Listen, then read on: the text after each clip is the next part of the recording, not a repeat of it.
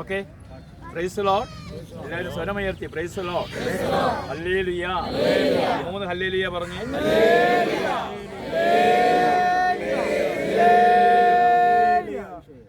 പരിശുദ്ധമായ വേളാങ്കണ്ണി അമ്മയുടെ സന്നിധിയിൽ നിന്ന് നമ്മൾ ഊണ്ടി മാതാ ബസിലിക്ക പള്ളിയിലേക്ക് വന്നു.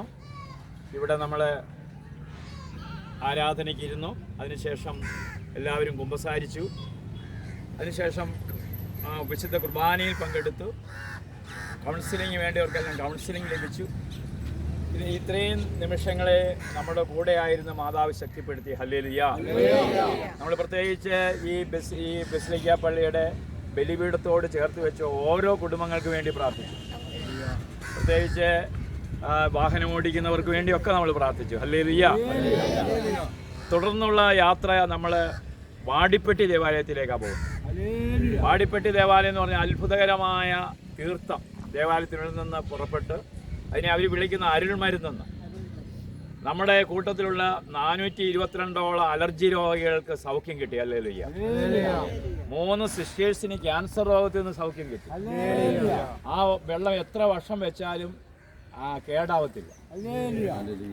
അപ്പോൾ അത്രമാത്രം വളരെ വിശുദ്ധിയുള്ളൊരു ദേവാലയമാണ്. അപ്പോൾ വാടി എന്ന് പറഞ്ഞാൽ പൂന്തോട്ടം, പെട്ടി എന്ന് പറഞ്ഞാൽ ഗ്രാമം. പൂന്തോട്ടത്തിൻ്റെ ഗ്രാമം എന്നാണ് അറിയപ്പെടുന്നത്. ഹല്ലേലൂയ. അവിടെ ആ വെള്ളത്തിൻ്റെ പേര് അരുൾ മരുന്ന്. ആവശ്യമുള്ളവരെ വെള്ളം എടുക്കണം. അത് അലർജി രോഗമുള്ള മറ്റുള്ളവർക്കും കൊടുക്കണം. അപ്പോൾ നമ്മൾ വാടിപ്പെട്ടി ചെന്നിട്ട് വാടിപ്പെട്ടിയിൽ നമ്മൾ ഏകദേശം അവിടുത്തെ അച്ഛനുമായി ചേർന്ന് ഒരു ആരാധനയുണ്ട്. ആരാധനയ്ക്കൊക്കെ ശേഷമാണ് നമ്മൾ ആഹാരമൊക്കെ കഴിഞ്ഞ് നാട്ടിലേക്ക് പോകുന്നത്. ഹല്ലേലൂയ.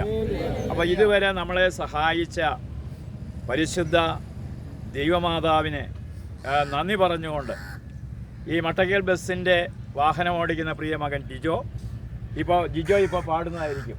ജിജോ ഇപ്പോഴേ ഉടനെ ഈ ദൈവനാമം മഹത്വപ്പെടുത്തിക്കൊണ്ട് ആ മട്ടക്കേൽ ബസ്സിനകത്തിരുന്നു കൊണ്ട് തന്നെ പാടുകയാണ്. ബസ്സിനകത്തിരുന്നു കൊണ്ട് തന്നെ അദ്ദേഹം പാടുകയാണ്. ഒരു 3 ഹല്ലേലൂയ പറഞ്ഞ് ഹല്ലേലൂയ.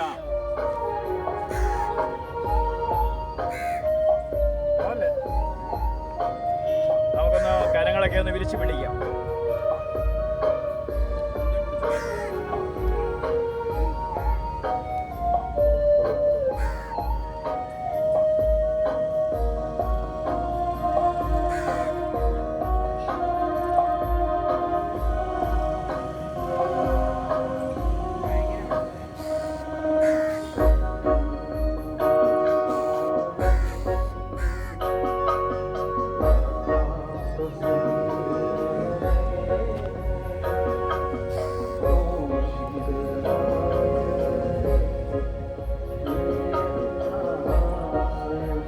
എല്ലാവരുടെ കരങ്ങൾ വിരിച്ചു പിടിച്ച് ജിജോട് ചേർന്ന് പാടാം.